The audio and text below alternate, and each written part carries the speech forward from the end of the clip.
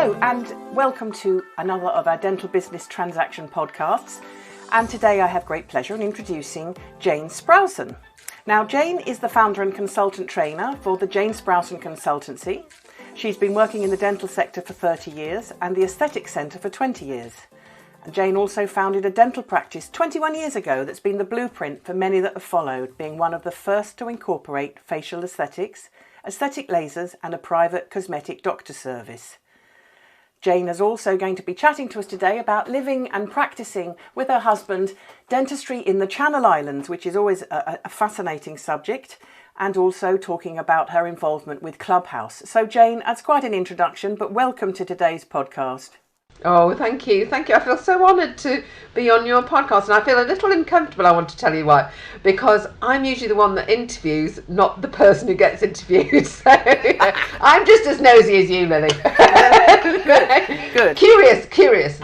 Lovely. Well, that's really great. So obviously we've touched upon some of the many things that you've done in your career, but first of all, tell our listeners a little bit about yourself and your background. Well, I have got a bit of an entrepreneurial streak, I guess, and so I never really wanted a 9-to-5 job, although I did do for a little while. And before I did dentistry, I worked all over the world in importing jewellery, and it was shall we say, it was a baptism of fire of how to do business, and to learn people as well and different cultures. So that was a really great experience for me, and it helped me when I decided actually I ought to get a proper job, and I went to work for a company called Dentplan, which at the time was slightly different to how it is now. It was before AXA and all of that, and the consultants there had to do everything. You know, it was like a much more of a small business situation where you had to be good at everything and do everything, whereas now it's a bigger company and they split the roles and so on and so forth. So that was my introduction to dentistry, but I've always been fascinated by dentistry. I remember having a hissy fit at sixth form once and deciding that I'd rather leave sixth form because I wasn't enjoying my A-levels, and I went for an interview at a dental practice and they said, go back and do your A-levels and don't be silly. So there was something about dentistry that there was a pull there, and so I went to Dentplan. So it was the lowest paid job I went for, but it was the most interesting one for me, so I took that. Cool, lovely. And I'm dying to ask you about the Channel Islands dentistry side. I know your husband is a dentist, so he is. Talk to me about living and working in the Channel Islands. Is it as fabulous as everybody might think it might be? What are the challenges and the highs and the lows? Okay, is it as fabulous is the first question? Yes. in a word, yes. I mean, honestly, the lifestyle is just phenomenal. I remember not understanding how the geology worked in the Channel Islands, and because of the way that the island tips forwards, tips south, you know, I was getting a suntan in February sitting outside a restaurant, and you're right near France, 14 miles from France to go and get your moule and frites, you know, for a lunchtime, and the beautiful markets and everything. And it's so outdoorsy. And I think some people, I know my grandmother used to go to the Channel Islands. They all used to go, you know, on a jolly to the Channel Islands. So I think people have this thing that it's all for old sauce, and it's not. It has to do a lot to attract young professionals, because of course they don't grow their own. So they do an awful lot of things for young professionals there. And if you like the outdoor life, then it's definitely for you. And if you're a foodie, it's definitely for you. If you've got a young family, where could you? Well, do you remember that broadcaster? I'm going to forget his name now. He was a very famous travel guy, and he's died now. And you'll know him. It's really annoying. I'm sorry, I'm not being very good for your listeners. But he was asked why he could have lived anywhere in the world, and he said, why did you choose to live in Jersey? And he said, well, the world is a broken place. Alan Wicker. Jersey. That's the one. Well done. Yes, Alan Wicker. Right. Thank you. I am recovering from COVID, so if I have these brain fog moments, please forgive me. But it was Alan Wicker, yeah, and he said that the world is a broken place, but Jersey is much less broken. And I thought that was a wonderful way to describe it. Yeah. So the highs and the lows. Well, let me tell you, it's not easy to get into Jersey. No. I'm pretty resistant, and I do persist. And I found it very, very challenging to jump through the hoops to get there.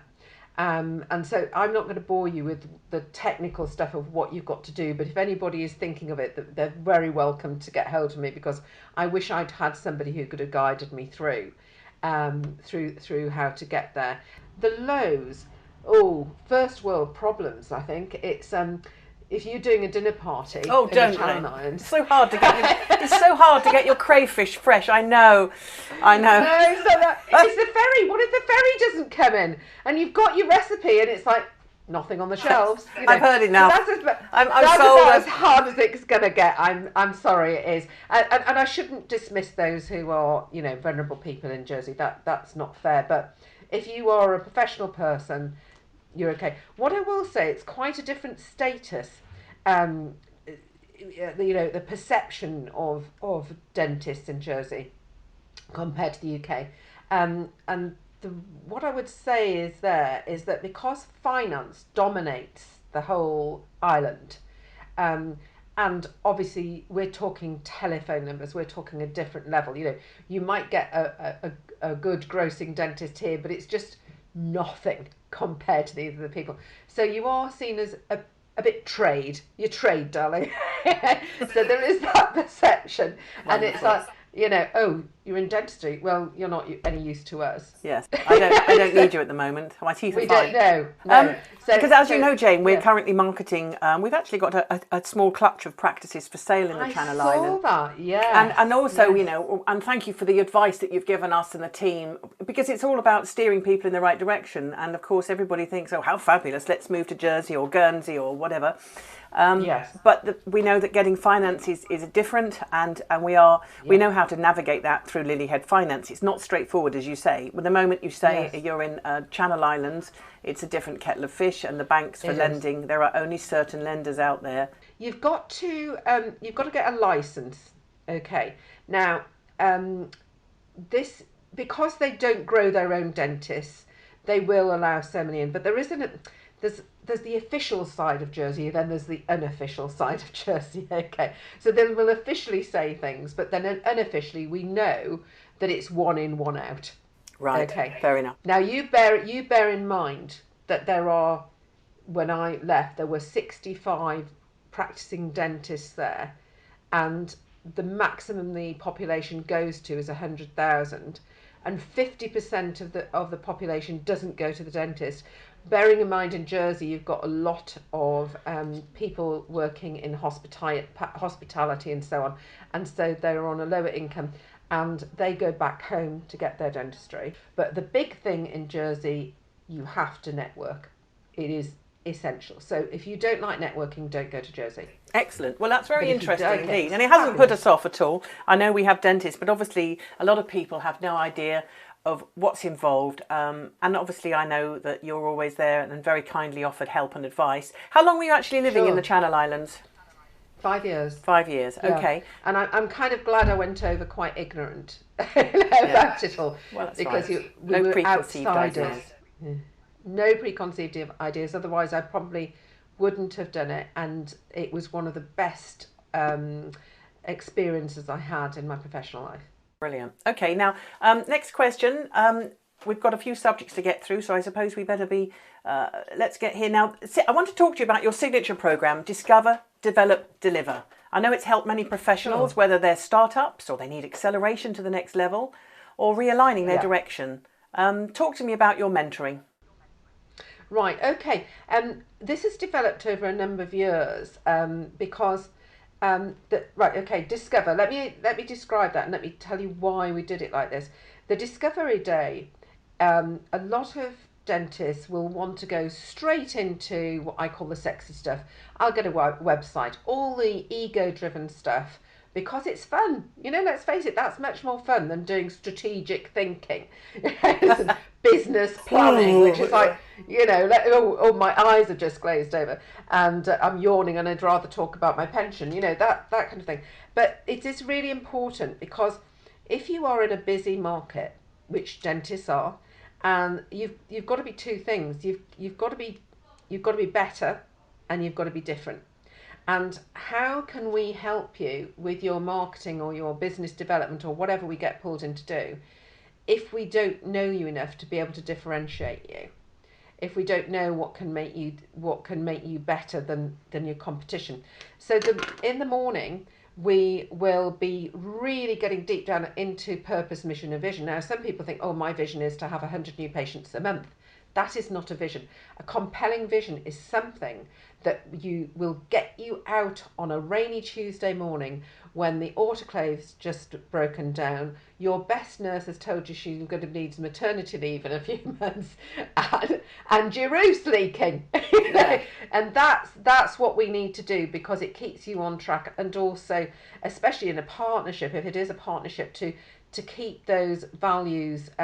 So when you come to not conflict but a difference of opinion, it doesn't result in conflict. You're able to make strategic decisions. So it's a blueprint, if you like, for going forward for the rest of your practicing time. And those things would never change. Your vision, your mission would never change. They will be the things that are stable in a world that is constantly changing.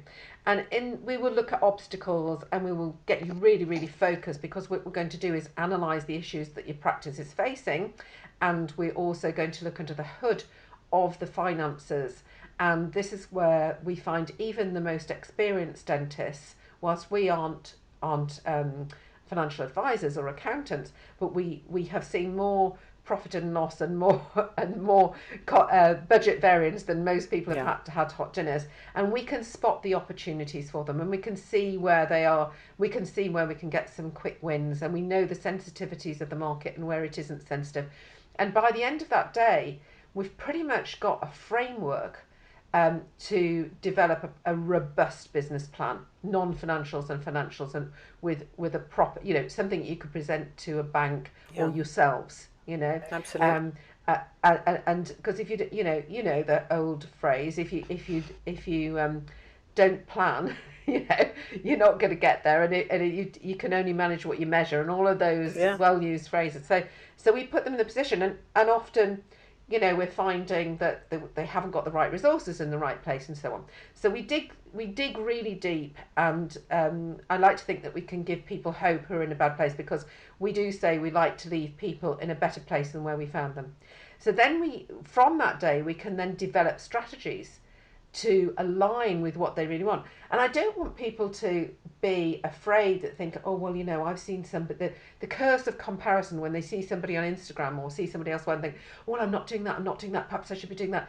What they're doing is irrelevant. Your version of success is the only version I'm interested in, and that's on the discovery day is what we will find out. And I'm sure you must have seen that, Lily, that some people want loads and loads of practices, and other people are very, very happy doing something quite niche and specialist. Well, do you know what I mean? So that's absolutely right, because of course, we meet many clients that only have one practice and they've had it for 40 years, but my gosh, they do it really well. They have a fantastic business. Exactly. It's wholly profitable and it's run well. Other people, they want to hit the ground running. They want to have a clutch of practices. Some are run very well indeed, and others are not necessarily that profitable, and perhaps they would be better off focusing. But there's no one size fits all. Jayne, exactly, and this is important. This is very important. And so then we will help deliver. So we don't do it for you. We do it with you. That's really what the Discover, Develop, Deliver is in a nutshell. Good.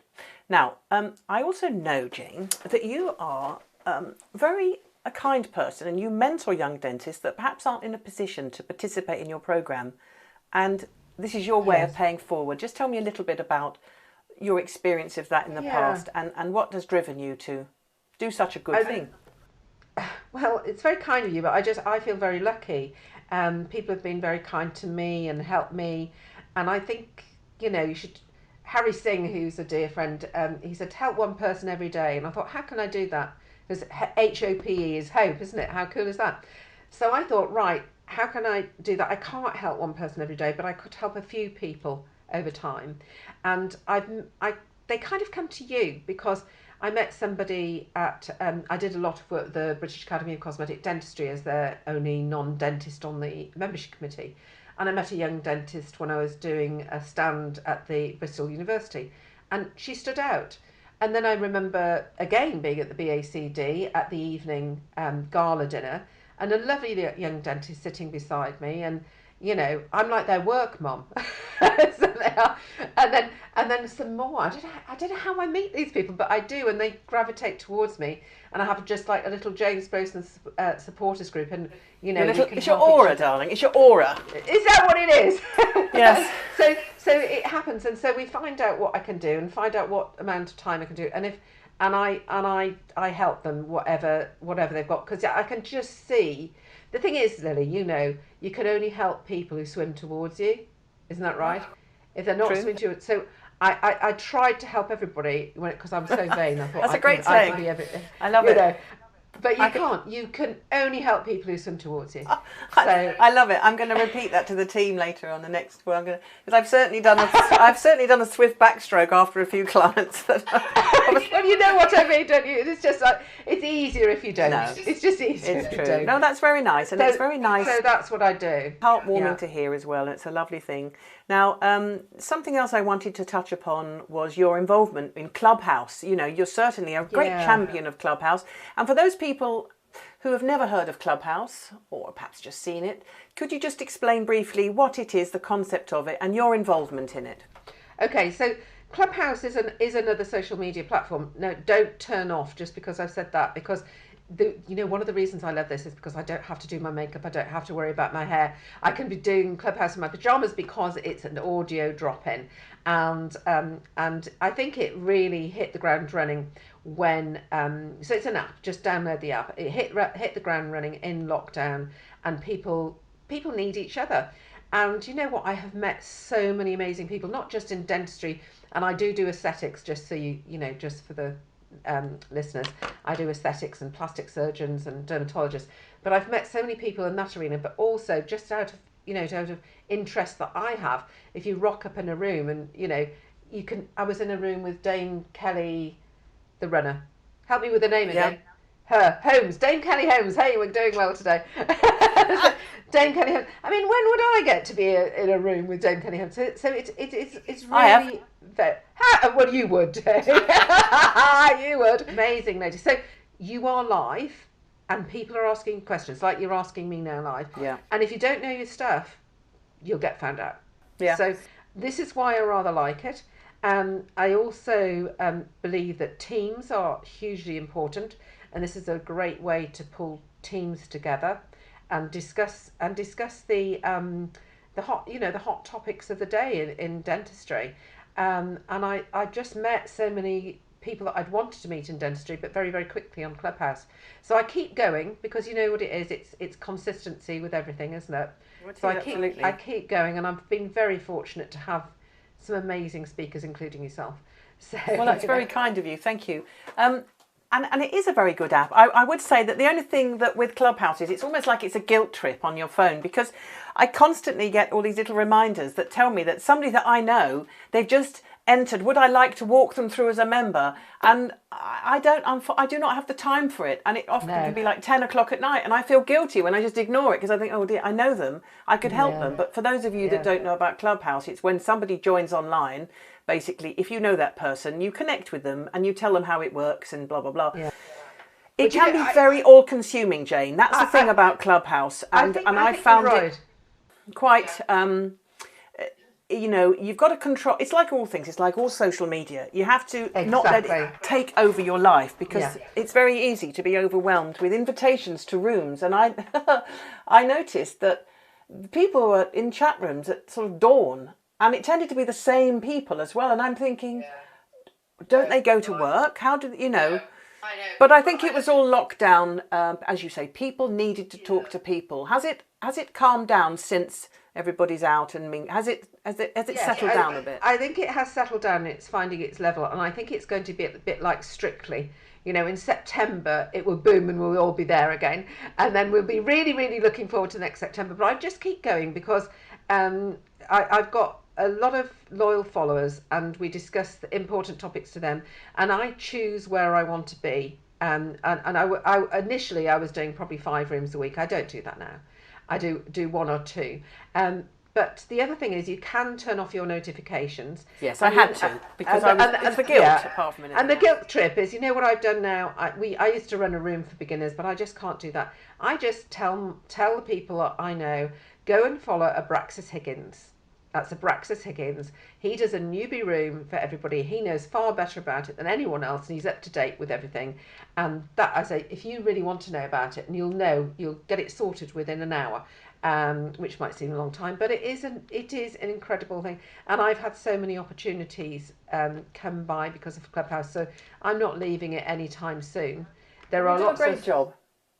Thank you, that's really kind. No, you really do a good job, and you really are a very empowering, vibrant person, and it's really lovely to talk to you today. And I know we first really got chatting, didn't we, just before the lockdown, and then you invited me to Clubhouse and kindly invited me on to one of your rooms when we were talking. I don't remember what the subject matter was now. I think it was all to do with setting up in business and advice. Yeah. And it was, I think, and also women in business, which I'm very passionate about. Yeah, absolutely. So let's talk about women in business then. What's going on in your world?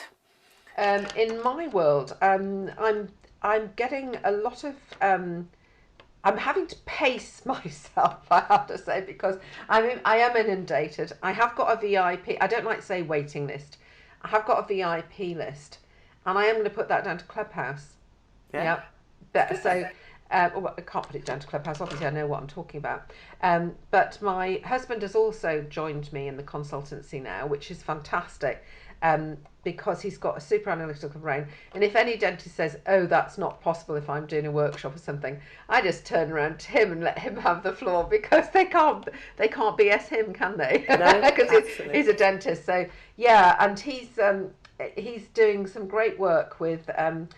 Offering dentists the opportunity to have him in the treatment room with him, so he can help them leverage their consultation, because we're finding that young dentists are coming out with prejudices that their lecturers have given them, or maybe older dentists have got into, that thing where you're doing a consultation and it's almost like driving, and you think you're such a proficient driver, you think, actually, how did I get there?